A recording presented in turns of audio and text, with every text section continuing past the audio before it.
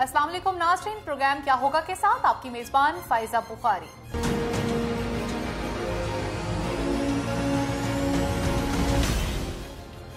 आज की top stories. Pakistan में सेमी मार्शल लॉ की तैयारी मुकम्मल। तहरीक इंसाफ ने मेहरबानों को इलेक्शन हरा दिया। आज की पहली और अहम स्टोरी।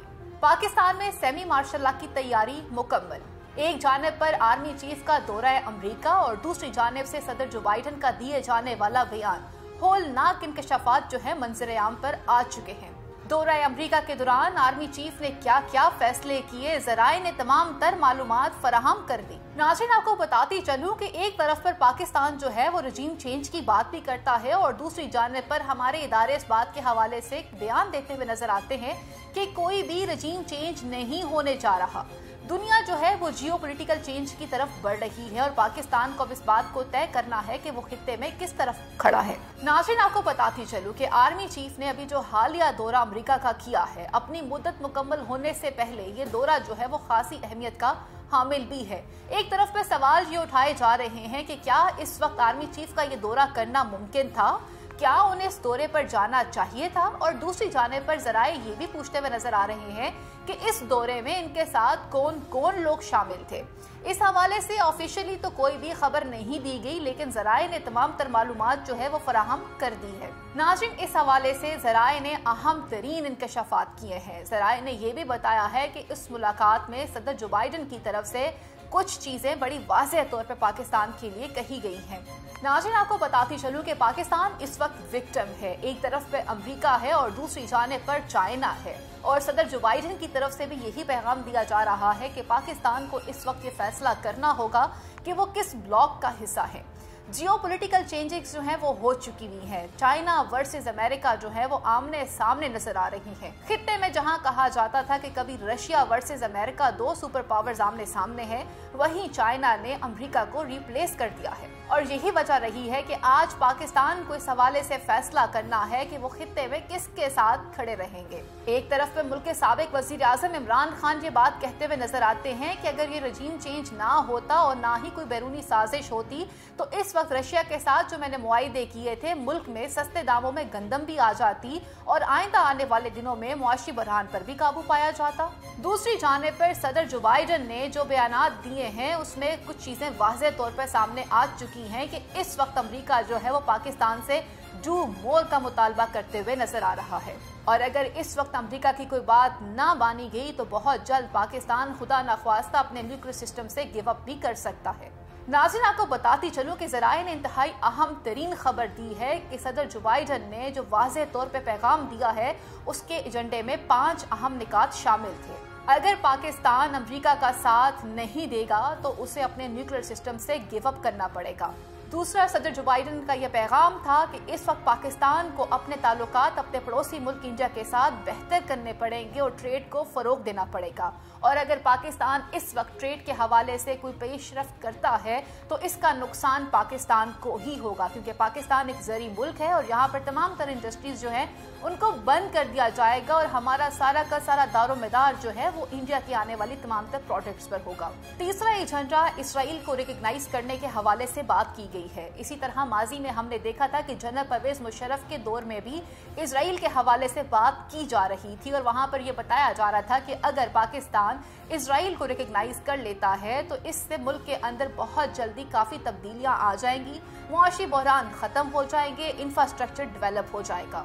चौथा एजेंडा ये रखा गया है कि जहां पर आर्मी चीफ को ये कहा गया है कि आप कश्मीर के हवाले से तमाम तर इश्यूज के ऊपर खामोशी इख्तियार करेंगे।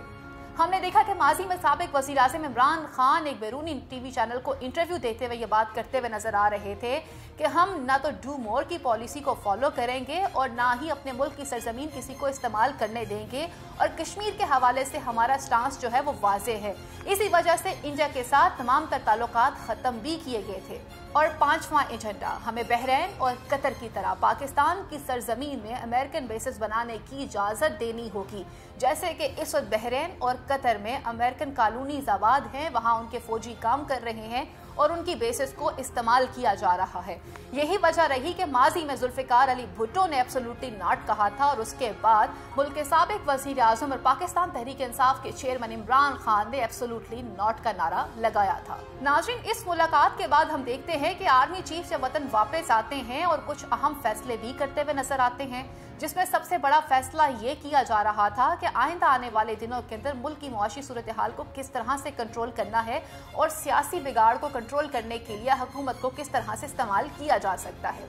गुज़िश्ता कुछ रोज कबल हमने देखा कि आर्मी चीफ और शहबाज शरीफ मुल्क के मौजूदा वजीर आजम के दरमियान 5 घंटे की तवील मुलाकात हुई और बताया ये जा रहा है कि इस मुलाकात में जहां पे DGISPR भी शामिल थे, वहां राना सनाउल्लाह और पाकिस्तान के सूबों के चीफ सेक्रेटरीज भी शामिल थे, जहां पर अमन अमान की सूरत हाल के हवाले से बात भी की गई।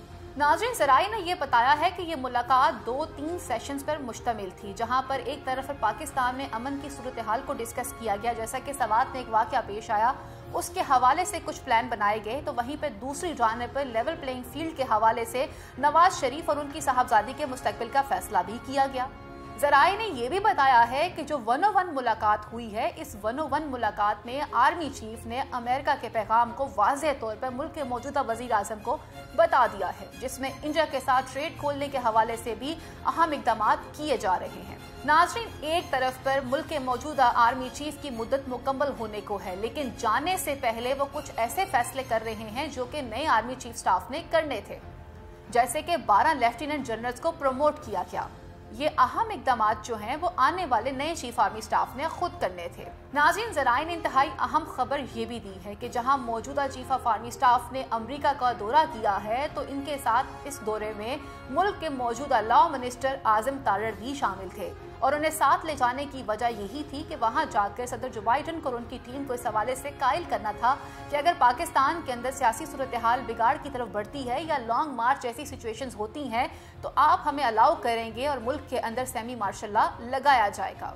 नाज़रीन, ज़राए ने यह भी बताया है कि जहां शहबाज शरीफ के साथ 5 घंटे की तवील मुलाकात की गई है, वहां पर इस बात को भी तय किया गया है कि अगर इमरान खान बाज नहीं आएंगे तो फौरी तौर के ऊपर सिचुएशन को कंट्रोल करने के लिए मार्शल लॉ लगाया जा सकता है।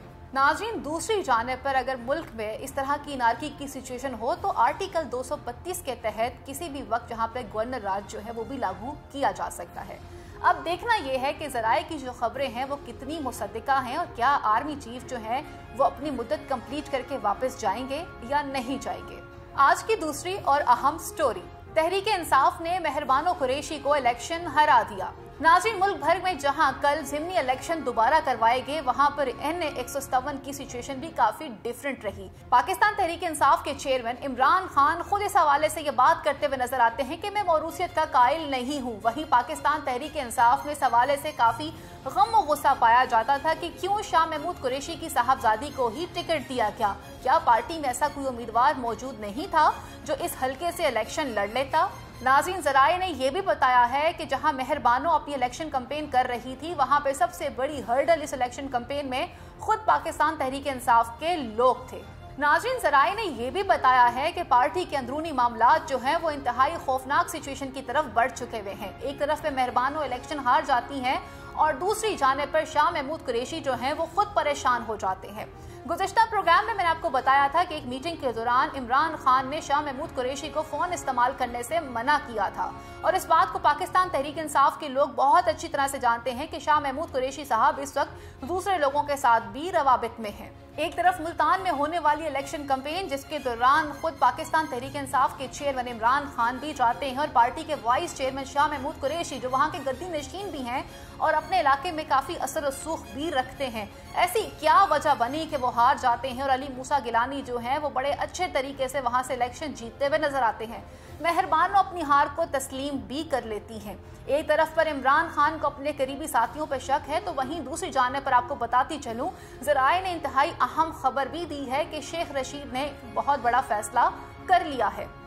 एक निजी टीवी चैनल को इंटरव्यू देते हुए शेख साहब का ये कहना था कि इससे बुरे हालात क्या हो सकते हैं कि मैं कुछ ऐसे फैसले करने जा रहा हूं जो मैंने कभी नहीं सोचे थे। आपको बताती चलूं कि इससे पहले शेख रशीद इस बात का गिला करते हुए नजर आए कि ऐसा पहले कभी नहीं हुआ था कि मेरे राब्ते जो हैं वो इदारों के साथ ना रहे हों, लेकिन अब हालात ऐसे बन चुके हैं कि इदारों के साथ मेरे राब्ते मुमकिन नहीं हैं। यही वजह है कि शेख साहब को आज लाल हवेली खाली करने के लिए कहा जा रहा है। और दूसरी जानिब पे शेख साहब ये कहते हैं कि ये लाल हवेली है, कोई 90 नहीं है। ज़राए ने यह खबर दी है कि शेख साहब बहुत जल्द इमरान खान को खुदाफिज कहते हुए नजर आ रहे हैं, क्योंकि अगर उन्हें अपनी सियासी साख को बचाना है तो उन्हें इदारों का साथ देना होगा। और सबसे आखिर में आपको बताती चलूं आज की इंतहाई अहम खबर, मरियम नवाज लंदन क्यों गई थी, ये सवालात जो हैं कई दफ़ा दोहराए जा रहे हैं। और आपको ये भी बताती चलूं कि मरियम नवाज का लंदन जाना और एवन फील्ड बिग क्या है। ये वही एवन फील्ड है जिसके चर्चे दूर दूर तक नजर आते हैं और मुल्क के मौजूदा निज़ाम से ये सवाल भी पूछा जाता है कि ये एवन फील्ड किसका है।